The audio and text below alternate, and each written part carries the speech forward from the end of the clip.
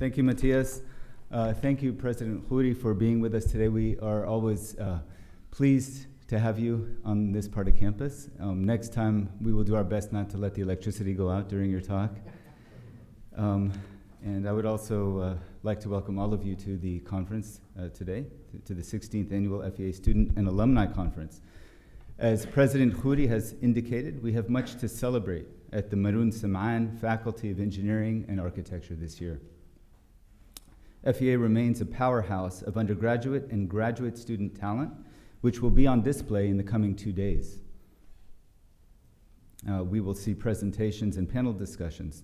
Of course, this talent is nurtured by a world-class faculty that is also engaged in cutting-edge research, creative output, and challenging the status quo as public intellectuals.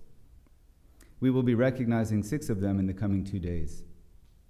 Apart from research publications and patents, this great faculty can also lay claim to a large and influential group of alumni who accomplished what the founders of the FEA had envisioned in the 1940s, which was to help build the economies of this oil-rich region and to provide technical expertise to the region's governments, which were at the time engaged in large-scale infrastructure development.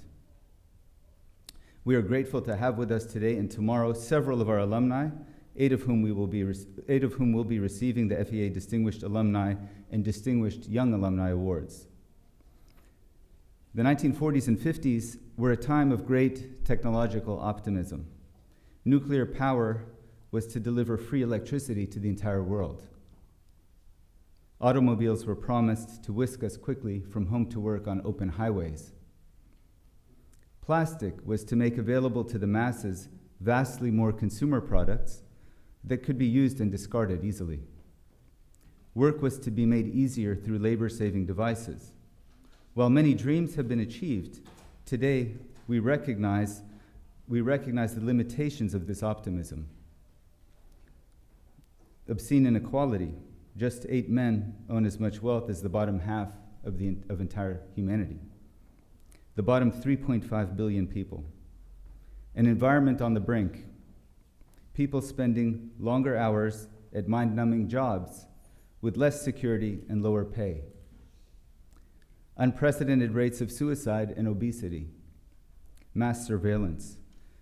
A growing fraction of the world's population being considered redundant by the centers of power.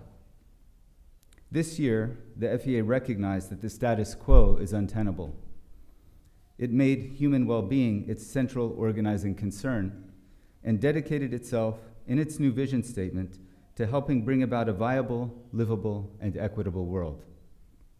In our pedagogy and our research, we will be more green, more in sync with the needs of the social majorities, and more wise about the promise and peril of modern technology.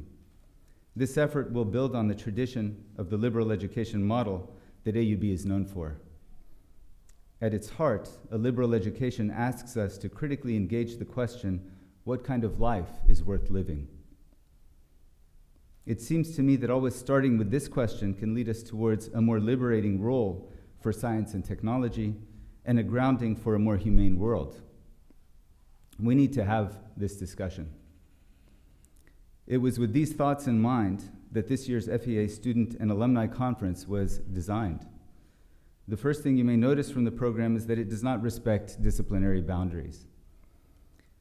The organizing committee sought to foster conversations across disciplines through 4 cross-cutting themes: design and conceptualization, system and data analysis, safety and the environment, and engineering for life's sake. The format this year is also different in that every session ends in a panel discussion with the presenters and the audience. I would like to thank the organizing committee, chaired by Professor Matthias Lehrman. Where are you? And made up of FEA faculty members, students, and staff for their excellent efforts. Sorry, I keep advancing this. I would also like to thank our distinguished alumni and our distinguished faculty members for their participation in this conference. Thanks to all of you for being here. Thanks to Trustee Masri for showing up on a last-minute invitation. Thanks to Khaled Juju and the entire staff of FEA who oversaw the transformation of the graduate student lounge in IEOC into a conference-ready room by the sea. I think you will all enjoy that venue. Thanks to graphic design professor Reza Abedini for designing the trophies that will be awarded in a few minutes. Where is Reza? Is he here? He's not here. Well, too bad for him. A word to the wise. Reza is a world-acclaimed artist, so guard your trophies carefully. They may be worth a lot more than you think. Finally, I would like to extend an open invitation to all of you to attend the award ceremony at the Bechtel Engineering Building Terrace tomorrow at 6:30 p.m. Thank you and have an excellent conference.